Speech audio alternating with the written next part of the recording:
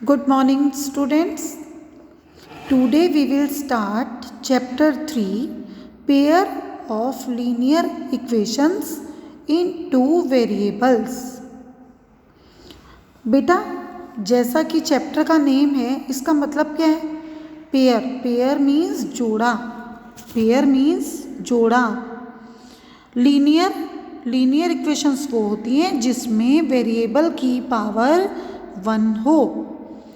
और two variable means हम इस चैप्टर में जो भी इक्वेशंस पढ़ेंगे या बनाएंगे उसमें वेरिएबल की पावर होगी 1. ठीक है. So start from first question. First question है 4/3x + 2y = 8 और दूसरी इक्वेशन है 2x + 3y = 12. क्या ये दोनों इक्वेशंस कंसिस्टेंट हैं या इनकंसिस्टेंट हैं? बेटा, हमें बताना है कि कंसिस्टेंट है या इनकंसिस्टेंट है. तो बेटा जी, हम पहले तो इक्वेशंस को अपने स्टैंडर्ड फॉर्म में कन्वर्ट करेंगे. तो स्टैंडर्ड फॉर्म कैसे लाएं बेटा? इक्वेशन है 4/3x + 2y = 8 है ना. तो 4 न्यूमिनेटर है और डिनोमिनेटर 3 है. तो यहाँ 2 के नीचे कोई डिनोमिनेटर नहीं है तो मैंने क्या मान लिया? 1. ठीक है. और 8 के नीचे मैंने मान लिया 1. अब बेटा याद करो, डिनोमिनेटर अगर अलग अलग हों तो पहला स्टेप क्या होता है? एलसीएम ना. तो 3 और 1 का एलसीएम लिया जो कि आया 3. एलसीएम आया 3. अब 3 को 3 से डिवाइड करते हैं. डिवाइड करने पर आता है 1. 1 को 4 से मल्टीप्लाई करेंगे तो वैल्यू हो जाएगी 4. 3 को 1 से डिवाइड करो, कितना आएगा बेटा? 3 आएगा ना. तो 3 को 2 से मल्टीप्लाई करा तो कितना आ जाएगा बेटा? 6y = 8/1. बेटा जी, अब डिनोमिनेटर सेम हो गया तो मैंने क्रॉस मल्टीप्लाई कर दिया है ना. क्रॉस मल्टीप्लाई किया है देखो. तो क्रॉस मल्टीप्लाई का मतलब 4x + 6y को 1 से मल्टीप्लाई करना है और 8 को 3 से मल्टीप्लाई करना है. ठीक है. तो 4x + 6y को 1 से मल्टीप्लाई किया तो 4 × 1 = 4, 6 × 1 = 6 = 8 × 3 = कितना हो गया जी? 24. और दूसरी इक्वेशन हमने वैसे की वैसी ही लिख ली है ना. 2x + 3y = 12. बेटा यहाँ तक आ गए. अब बेटा ये जो इक्वेशंस है ना, ये अपने प्रॉपर स्टैंडर्ड फॉर्म में नहीं है. स्टैंडर्ड फॉर्म होती है ax + by + c = 0. ये स्टैंडर्ड फॉर्म होती है बेटा. तो यहाँ = 0 तो नहीं है. तो = 0 बनाने के लिए मैंने ये जो +24 था ना वो = के दूसरी तरफ ले आया तो क्या हो गया? -24 है ना. = 0. ऐसे ही मैंने दूसरी इक्वेशन में भी कर लिया. जो +12 था वो = के दूसरी तरफ आया और -12 हो गया. ठीक है बेटा. तो हम पहुंच गए, इक्वेशंस हमने बना ली और = 0 फॉर्म भी बना ली, मीन्स स्टैंडर्ड फॉर्म बना ली. अब बेटा जो x का कोफिशिएंट है वो क्या होगा? a1. y का कोफिशिएंट b1 और c1 हम किसको लेंगे? -24 को. ठीक है जी. ऐसे ही दूसरी इक्वेशन में देखो, a2 को हमने किसको लिया? x के कोफिशिएंट को. और b2 हमने किसको लिया? y के कोफिशिएंट को. और c2 -12 को ले लिया है ना. चलो = 0. a1 b1 c1 a2 b2 c2 मान लिया. बेटा नाउ हमें क्या करना होता है? कंपेयरिंग करनी होती है ना. तो a1/a2 मैंने लिया. a1 कितना है? 4. और a2 कितना है? a2 कितना है देख लो, 2. तो 4/2 लिख दिया. ऐसे ही मैंने b1/b2. b1 कितना है बेटा जी? 6 है ना. और b2 कितना है?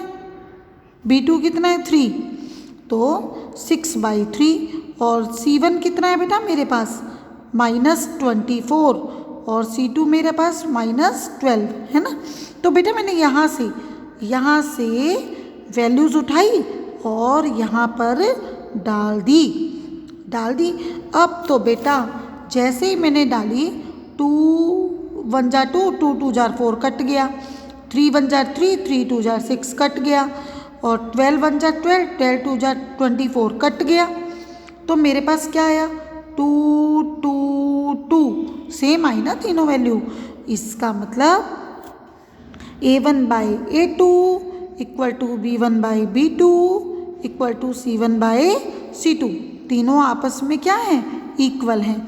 और अगर A1/A2 equal to B1/B2 equal to C1/C2 हो, इसका मतलब जो लीनियर इक्वेशंस का पेयर है वो क्या होगा consistent. Pair of linear equation is consistent. ठीक है, चलो नेक्स्ट क्वेश्चन देखते हैं।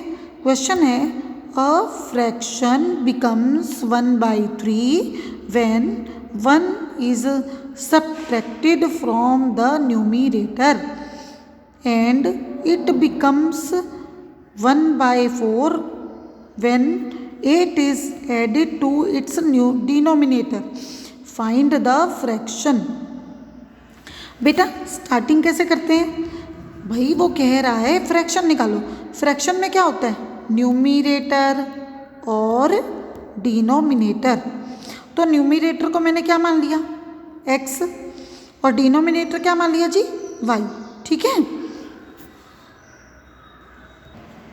चलो बेटा क्वेश्चन कह रहा था 1 is subtracted from the numerator. Numerator क्या है जी x है, x में से 1 को सब्ट्रैक्ट करें और डिनोमिनेटर वैसे का वैसा इज इक्वल टू। तो अगर हम न्यूमरेटर में 1 सब्ट्रैक्ट करते हैं और डिनोमिनेटर वैसे का वैसा रहता है तो फ्रैक्शन हमारा क्या बन जा रहा है 1/3 है ना, 1/3। अब तो हमने यहाँ पे क्या किया, किसी को समझ में आ रहा है क्या करना चाहिए मुझे? सोचो मन में, ठीक है, मेरे साथ आप लोग भी सोचिए, बोलते रहिए, तब क्लियर होगा। बेटा क्रॉस मल्टीप्लाई किया तो x - 1 को मैंने 3 से मल्टीप्लाई किया तो कितना आएगा 3x - 3 है ना, इज इक्वल टू y। ये क्रॉस मल्टीप्लाई से ये 3 जब x - 1 से मल्टीप्लाई हुआ तो 3x - 3 बन गया इज इक्वल टू y है ना। तो मेरी इक्वेशन यहाँ पे, अब मैंने इस इक्वेशन को थोड़ा सही कर दिया। ये प्लस y था ना, ये देखो ये इधर प्लस y है तो उसको मैंने इधर भेज दिया, ठीक है, लेफ्ट हैंड साइड में भेज दिया। तो और -3 को मैंने यहाँ से उठा के राइट हैंड साइड में भेज दिया। तो प्लस y जब इक्वल टू के इधर आया तो -y हो गया और -3 जब दूसरी तरफ गया तो +3 हो गया है ना।